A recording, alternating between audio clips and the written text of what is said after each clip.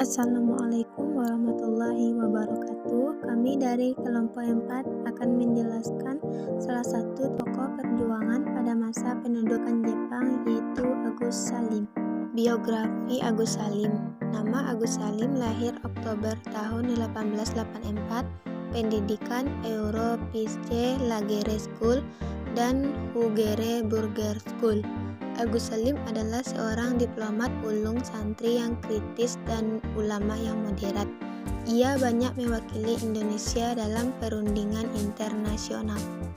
Agus Salim adalah pejuang kemerdekaan Indonesia yang terkenal dalam sebuah organisasi bernama Tarekat Islam. Beliau juga berperan sebagai salah satu anggota Panitia 9 PPUPKI yang mempersiapkan Undang-Undang Dasar 1945. Karena kepiawaian beliau dalam hubungan internasional, beliau dipercaya sebagai Menteri Muda Luar Negeri Kabinet Syahrir II dan III, serta menjabat sebagai Menteri Luar Negeri pada Kabinet Amir Syafriuddin dan Hatta. Pada tahun 1952, Haji Agus Salim menjabat sebagai Ketua di Dewan Kehormatan PWI. Hal tersebut menjadi di penutup karirnya di dunia kencan politik. Beliau beralih menghabiskan masa tuanya sebagai penulis. Bukunya berjudul Bagaimana Takdir, Tawakal, dan Tauhid. Harus dipahamkan, buku tersebut kemudian dibentuk menjadi keterangan filsafat tentang tauhid, takdir, dan tawakal. Buku yang telah beliau tulis juga merupakan buah karya dari pengalamannya sebagai jurnalis pada masa mudanya. Agus Salim muda merintis karir sebagai redaktur 2 di harian Neraca yang kemudian diangkat menjadi ketua redaktur. Tidak berhenti di sana, beliau juga menjadi pemimpin harian Hindia Baroe di Jakarta dan kemudian mendirikan surat kabar Fajar Asia. Beliau juga menikah dengan Zainatun Nahar dan dikaruniai 8 orang anak. Pada 1921, Agus Salim menjadi anggota Volksraad. Dalam sidang Volksraad pada 1922, Agus Salim berpidato menggunakan bahasa Melayu.